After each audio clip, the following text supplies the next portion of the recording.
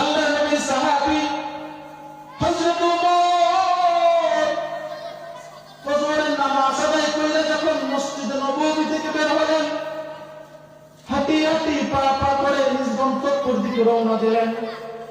হযরত ওমর হাঁটতেছে হাঁটতেছে, হঠাৎ শুনে যুবকের কান্না। সেই যুবকটার কান্না হযরত ওমরের কানে ভেসে আসছে। হযরত ওমর হাঁটি হাঁটি পা পা করে সেই যুবককে গিয়ে জিজ্ঞেস করতেছে, ও যুবক,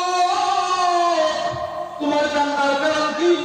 ওই যুবক বলতেছে, আমার কান্নার কারণ তো আমি আপনার কাছে বলবো না, যদি আপনি পারেন আমাকে মুহাম্মদ নবীর দরবারে নিয়ে যান, আমার কান্নার কারণটা আমি সেই মুহাম্মদ নবীর কাছেই বলবো। হযরত ওমর বললেন, যুবক, তোমার চোখে পানি দেখা আমি যা বুঝতে পারলাম, এই কান্না তো কোনো সাধারণ কান্না না, দয়া করে আমাকে একটু বলো না তোমার কান্নার কারণটা কি? যুবক বারবার একই কথা বলতেছেন। ওই যুবকের কান্না দেখা হযরত ওমরের চোখে পানি এসে গেছে। যে হযরত ওমর আল্লাহর জায়নামাজ ব্যতীত, নামাজে বসা ব্যতীত কোন সময় চোখ দিয়ে পানি ঝরতেন না, পাষাণ হৃদয়ের ছিলেন। ওই যুবকের কান্না দেখা হযরত ওমর হাও হাও করে কান্না শুরু করে দিয়েছে। যখন এই যুবককে নিয়ে গন্তব্যের দিকে না যাইয়া মুহাম্মদ নবীর দিকে রওনা দিলেন, হুজুর সাল্লাল্লাহু আলাইহি ওয়াসাল্লামের দরজায় গিয়ে পড়াঘাত করলেন, ইয়া রাসূলুল্লাহ, ইয়া হাবিবাল্লাহ। রাসূল বললেন, তুমি তো এই মাত্রই গেলা। দরজা খুলে দেখে হযরত ওমরের পিছনে ওই যুবক। হযরত ওমরের চোখে পানি।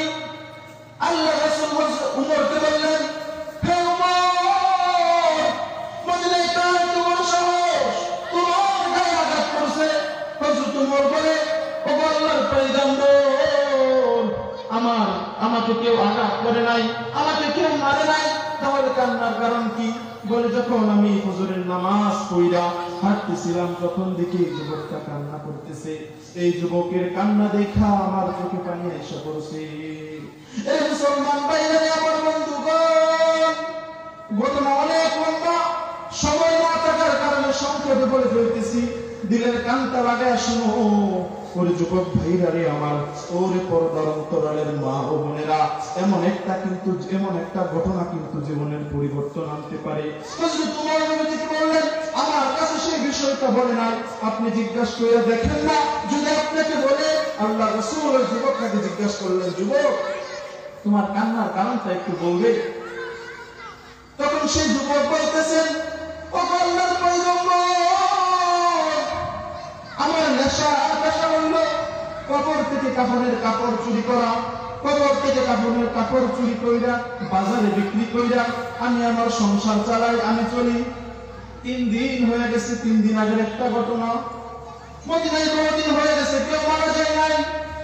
3 দিন আগে একটা যুবতী মাইয়া মারা গেছেন। আমি গিয়ে নিজে সেইখানে জানাজা করছি। জানাজা করার পর যখন তাকে দাফন দিয়া তার বাবা, তার মামা, তার খালু ঘরের মধ্যে এসে গভীর ঘুমায় গেছে, আমি ওই সময় তার কবরটাকে খুঁজলাম। ও আল্লাহর পয়গম্বর, আমার নেশার পেশা হইল কবর থেকে কাপড় নিয়ে চলে আসা। আমি কোনোদিনও কোনো লাশের দিকে তাকাই নাই। আজকে যখন আমি কাপড়ের কাপড়টা নিয়ে আসতেছিলাম, আমি লাশের দিকে তাকাই নাই, শয়তানের দুকায় পয়রা তাকাইছি। শয়তান আমাকে বলতেছে, দেখ মেয়েটা কত সুন্দরী, দেখ না মেয়েটা কত রূপবতী, তুই চাইলে মেয়েটার সঙ্গে জিনা করতে পারিস, তুই চাইলে মেয়েটার সঙ্গে তোর মনের খায়সাত মেটাইতে পারিস, বাধা দেওয়ার মতো কেউ নাই। ও আল্লাহর পয়গম্বর, আমি সেই যুবতীর চেহারায় তাকাই দেখি সত্যি চেহারাটা আমি চেহারাটার দিকে তাকাই, আমি যে আর স্থির রাখতে পারলাম না, কুকুরের মতো ঝাঁপিয়ে পড়লাম মেয়েটার উপর। যখন আমি আমার কাজ শেষ কইরা কবর থেকে আসতে লাগলাম, ওই যুবতী মেয়েটার জবান আল্লাহ তাআলা খুলে দিছে। জোরে একবার বলেন না, আল্লাহু আকবার। ওই মেয়েটার জবান যখন আল্লাহ খুলে দিছে, ওই মেয়েটা বলতেছে, যুবক, আমার বাবা, আমার মামা আমারে গরম পানি দিয়ে গোসল করাইয়া এইখানে পাক কইরা রাইখা গেছে, তুমি আমাকে আয়েশা নাপাক কইরা দিলা। প্রভু দরবারে কিয়ামতের দিন কিন্তু তোমাকে দাঁড়াইতে হইব, মালিকের দরবারে কিন্তু তোমার হিসাব দিতে হইব। যুবকটা ডাক দিয়া বলে, পয়গম্বর আজকে 3 দিন হয়ে গেছে, আমি যুবকের খাইতে ভালো লাগে না, আমি যুবকের ঘুমাইতে ভালো লাগে না, আমি যুবক যখন ঘুমাইতে যাই জাহান্নামের ভয় মনে হয়, আমি যুবক যখন খাইতে যাই জাহান্নামের ভয়ের কথা মনে হয়। আল্লাহ রাসূলের চোখ দিয়ে পানি এসে গেছে। আল্লাহ রাসূল বলতেছে, মালিক তোমাকে ক্ষমা করবে কিনা আমি জানি না, তবে আমার মালিক বড় দয়ালু, আমার মালিক বড় গফফার, আমার মালিক বড় রহমান, আমার মালিকের কাছে তওবা করো, আমার মালিক তোমাকে ক্ষমা করতে পারে। উম্মতের মুফাসসিরগণ কিতাবের মধ্যে লিখেন, ঘটনা কিন্তু একটু তাড়াতাড়ি বলতেছি, দিলের কানটা লাগায় শুনেন, বোঝার চেষ্টা করেন, সময় হাতের মধ্যে খুবই অল্প। আল্লাহর পয়গম্বর বলেন, তুমি তওবা করতে যাবে, উম্মতের মুফাসসিরগণ কিতাবের মধ্যে লিখেন, ওই যুবকটা একটা এরকম ভাবে এক বড় পাহাড়ের মধ্যে গর্তের মধ্যে গিয়া যাই নামাজ বিছায়া 2টা হাত উপরের দিকে তুইলা মালিককে ডাক দেয়, মালিক